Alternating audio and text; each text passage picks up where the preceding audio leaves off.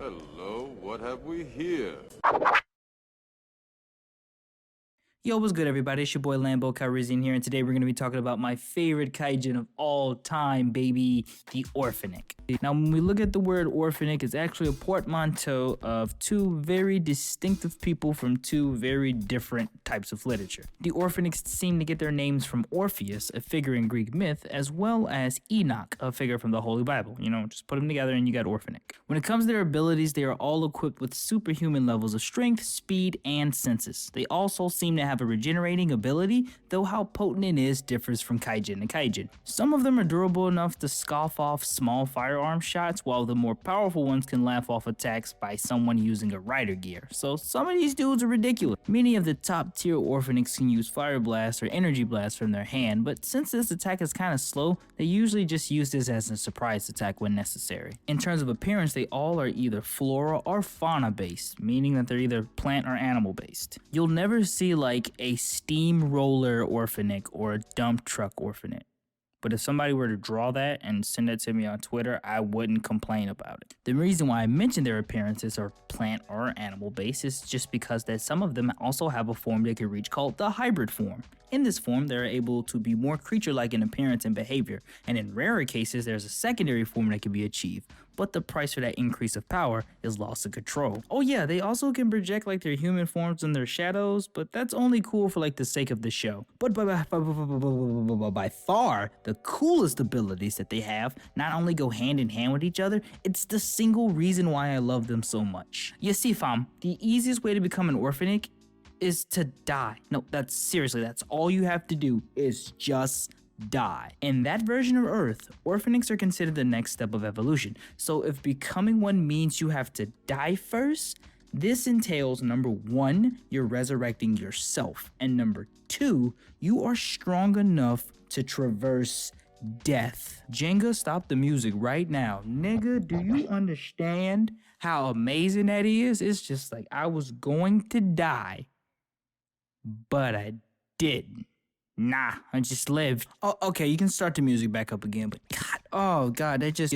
I think I'm gonna have to change my pants. Now, there isn't any real concrete correlations to how or why this happens, whether it's a tie to a strong emotion or something in the air is unknown. The only thing we do know is that this sudden transformation comes at a cost that even few of the Orphnochs even know about. The phrase human bodies cannot handle such a rapid evolution helps cover the severity of the cost, as their bodies begin to disintegrate and fade away. How long this will last or how fast it'll speed up is proportionate to how much they either transform into their Kaijin forms or use rider gears. The only way to bypass this is to completely evolve, but don't worry, we'll get there later. There are three types seen within this series, and that's original, sired, and the evolved types. Starting with the original Orphnochs, these are the ones that created when a particular human is resurrected instead of passing on.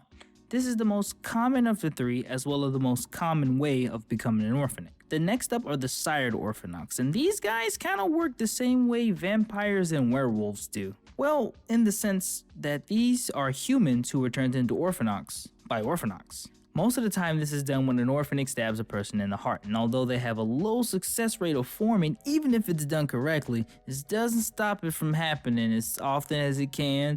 Hey, Orphnoch King need bodyguards. It's hard out here in these streets. But the best way to tell the difference between a sired Orphnoch and his original Orphnoch is that sired Orphnochs are way weaker, so they're susceptible to the mollywop. Last but not least, we reach the final types, which are easily the most powerful of the three. When an Orphnoch reaches this form, they not only receive a huge increase of power, but the whole disintegrating debacle goes out of the window. The only subjective drawback to all of this is that they stay an Orphnoch and never able to come back into their human form.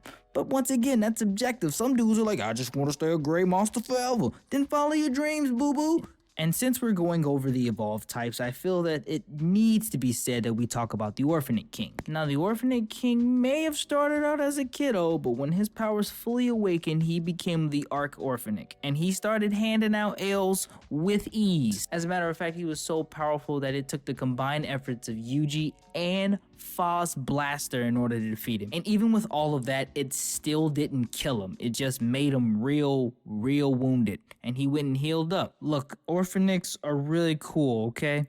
I said Orphnochs and Orphnochs this entire video, and somebody's probably gonna put that in the comment section. Make your mind up, Lambo. Fuck you. I love both words. That's how much I love the Orphnochs. And what you gonna do? You gonna get mad? We gonna tell your best friend Proto that you like fast stuff. He don't care. We don't care. If you enjoyed this video, don't hesitate to give me a like, subscribe to the channel for more Kamen Rider Super Sentai weekly goodness, and let me know in the comment section below what's your favorite Orphnoch in terms of appearance, and or if you have an orphan that you want to make up, let me know what that is in the comment section below as well. You can also get those infos out to me on both Twitter and Discord. And if you have anything you want me to explain that I have not yet, don't hesitate to let me know in the comment section below. Once again, the forums are a no-brainer. I'm gonna definitely be working on those. Those scripts are just long. But other than the other stuff, let's do the other stuff. I'm Lambo Calrissian, reminding you guys to keep calm, Toku on.